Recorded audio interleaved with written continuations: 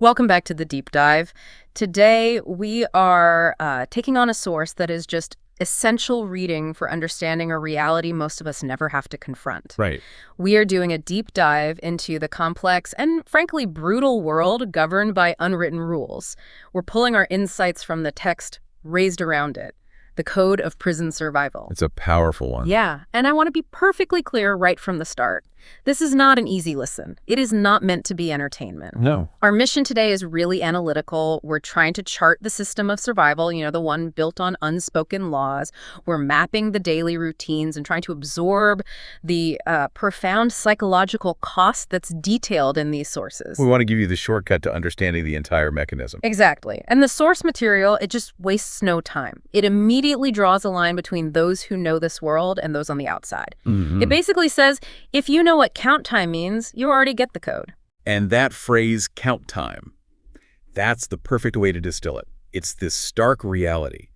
We're looking at a code of conduct, a whole system of law, really, that exists completely outside of, the official regulations. Right, outside the guard's view. Totally.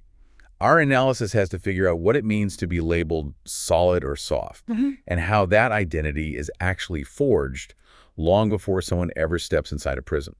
We're connecting the dots between the street system and the institutional system. Okay, so let's start there. Let's start where the code really begins. Before the walls. Right. The text says that for a certain population, the system's influence starts years before incarceration is even a thought. It's all about the shaping power of the neighborhood. What's fascinating here is how it just inverts societal priorities. Yeah. The source point to a very specific learning order. What do you mean? Well, individuals learn politics before math and silence before honesty. And this isn't about, educational failure. It's about survival. It's about necessary prioritization for what's right in front of you. Can you give us a concrete example? What does learning politics before math actually look like day to day? It means that reading the shifting dynamics of power, knowing who controls a block, understanding who commands respect, that's infinitely more valuable for your immediate survival than algebra. Okay.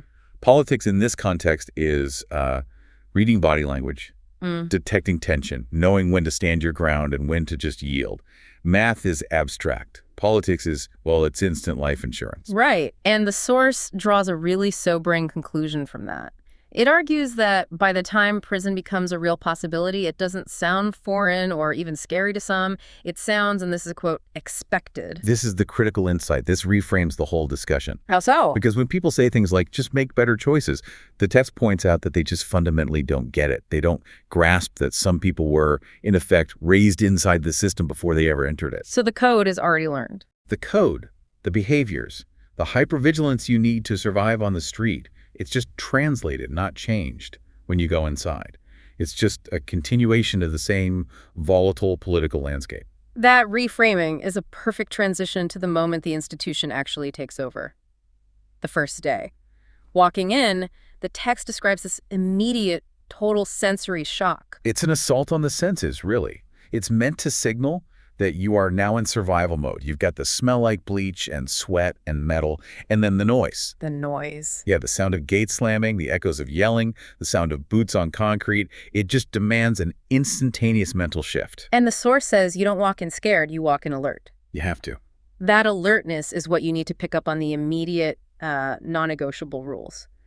The text lays out 3 core prohibitions for that first hour. These are the absolute axioms of institutional life. Number 1, don't stare. Because that's a challenge. It's a challenge or it's a sign of weakness. Either way, it's bad. Number 2, don't ask questions. You learn by watching, not by asking. Curiosity is dangerous. And number 3. Don't touch anything that isn't yours. Physical boundaries are non-negotiable. These rules are all designed to minimize conflict, to eliminate any sign of instability. And this is where the outside politics just become inside politics, instantly. The source says you get unpacked the moment you arrive. That process is the most crucial part. It determines your entire trajectory. It's this immediate, high-stakes risk assessment based on political questions. Like? Where you from, and most importantly, what car you ride with. We have to pause there. That phrase, what car you ride with, that's pure jargon for an outsider. What is a car here? A car is your clique, your affiliation. It's not a vehicle. It's the group or the neighborhood that has your back. So it's your protection. It's your protection. It dictates who you can trade with, What territory is off limits, it places you in the hierarchy immediately. And the whole point of this sizing up, this unpacking, is to figure out one of two things about you. Are you solid or soft? Exactly. And that's the central binary of this entire world. The verdict is immediate, and it's pretty much permanent. What does solid mean? Solid means you're reliable, you're disciplined, you're emotionally controlled, you stick to the code, you won't be easily exploited. It means soft. Soft means you're unpredictable, maybe too emotional, easily manipulated, vulnerable. If you're deemed soft, you will be tested constantly. That initial judgment call determines your vulnerability for your entire bid. Your entire sentence. Your entire sentence. Okay, so once you survive that initial gauntlet, the daily code really sets in.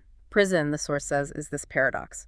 It's defined by rigid routine, but that routine is constantly being governed by politics. Yes. The routine gives you this illusion of stability, but every single part of it is codified. And it starts with the most profound moment of the day, count time. We brought this up in the opening, but let's get into why it's so much more than a roll call. It is. Everything stops, morning, afternoon, night count, and you have to stand by your bunk. The act itself is simple, but the psychological power is huge. Count time is the ultimate display of institutional control. You're completely vulnerable. You have to be motionless, silent, visible. And if something goes wrong? One wrong move, one person out of place, one miscount, it can trigger a facility-wide lockdown. It instantly strips every one of their minimal freedoms. It's a required submission 3 times a day that just reinforces that your time is not your own. Then after the count, you get into the social flashpoints, like the chow hall. The source makes it clear this is not a neutral zone to grab a meal. Not at all. The chow hall is a political minefield. Status is on full display. You don't sit where you want, you sit where you're allowed to sit. And that's determined by? Seating is strictly managed by race, car, politics. Disrespecting that hierarchy, even by accident, leads to instant consequences. It's where all the macro politics get condensed into one tiny, tense space. And then there's yard time, that brief period outside. The text says this is where business gets handled. Yard time is not recreation. It's the open-air market and political arena. Even the weights, they aren't just for exercise. They're territory, controlled by specific groups. So you can't just walk up and start lifting. To approach them without permission is a direct challenge. And all your conversations, even casual ones, they have to be coded.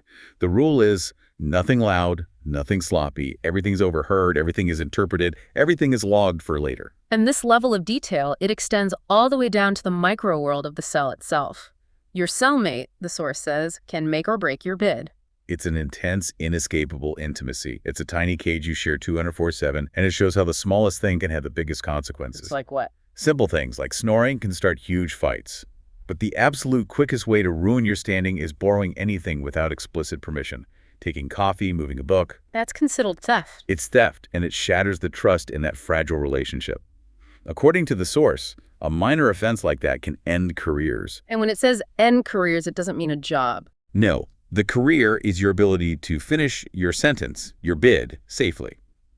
If you're untrustworthy in the cell, your reputation is shot. You can't trade, you can't trust, you're isolated. It makes the rest of your time unbearable or fatal. Let's talk about the economic system that pops up here, because cash is, often irrelevant. Food becomes the currency. Ramen, coffee, and tuna. Those are the hard currency of the facility. Yeah. The source shows why these specific items work. They have utility coffee wake you up, ramen adds flavor, they have calories, and crucially, they have a long shelf life. For bartering. For bartering, for services, for protection. The text even notes the skill it takes to not just hoard them, but to cook spreads better than real meals, turning these basic items into high-value social commodities. And underlying all these rules, from the chow hall to the cell to the trading, is one fundamental rule. Everybody's watching everybody. That's the foundation of the code. It is. The guards watch you, but the other inmates watch you more. Your compliance is constantly being monitored. This omnipresent tension, it brings us to violence. The source is clear that violence isn't constant, but the threat is always possible. And that possibility is the real psychological weight. The violence can be planned, or it can be instant, triggered by something an outsider wouldn't even register. Exactly. What an outsider might just dismiss, a look, a failure to move out of the way, is interpreted inside the code as a critical challenge to your status. And that requires an uncompromising response. Which brings us to that simple, brutal imperative from the text. When you're tested, you have to stand up or get tested forever. There's no middle ground. None at all. No, if you fail to defend your reputation once, you've advertised yourself as soft. And that ad is permanent. The testing just won't stop. But the source then makes this really powerful pivot, moving from the physical danger to the psychological stress. By arguing that the fights themselves aren't the real long-term problem. The real stress is the waiting. The waiting. The waiting for lockdowns to end, for mail that might not come, and above all, waiting for a release date that, as the source puts it, feels unreal. That mental toll sounds profound. The text says prison messes with your head, time gets distorted. The days just blur together, the years disappear. Why does that happen? It's the lack of new stimuli, the repetitive routine, the isolation. It forces a kind of mandatory psychological defense. To survive, you have to become emotionally numb, and that's the ultimate cost of being solid. So how does that hardening actually manifest in a person? It's a loss of emotional range. You laugh less, you trust less, you learn to hope very, very carefully, if at all. It's a necessary defense mechanism inside, but it fundamentally changes you for when you get out. The silence that keeps you safe inside just guarantees your isolation on the outside. So bringing this all together, we've traced the code from the neighborhood politics to the rules of cell etiquette to the economics to this profound psychological cost. The price you pay for survival is, it's your personality itself. Absolutely. The skills you master in there, the discipline, the observation, the strategic thinking, they are incredibly sharp. Yeah. But they're permanently layered under this emotional armor. The source, though, it does offer a powerful closing thought. It's not all doom and gloom. Right, that final insight is crucial. Even though you might leave, the source says, some people leave prison, but prison never leaves them. But the text is clear, that survival doesn't mean you owe the streets or the code anything forever. It's the path you choose after survival that defines you. So growth is possible. It is. And the source says that choosing a different path, a legal, honest one, that doesn't make you fake. It makes you free. That's a really profound distinction and a critical lens for you, the listener. The code we've analyzed, the hypervigilance, the silence, it's necessary for survival inside. The challenge is how you apply those powerful tools, refined under pressure, to a constructive life on the outside. For you, who just absorbed the weight of this code, consider this. What's the real difference between survival skills born of absolute necessity and the deliberate choice to apply that same discipline and strategy toward freedom? That's the challenge the source leaves us with. Stay alert and keep diving deep. We'll talk next time.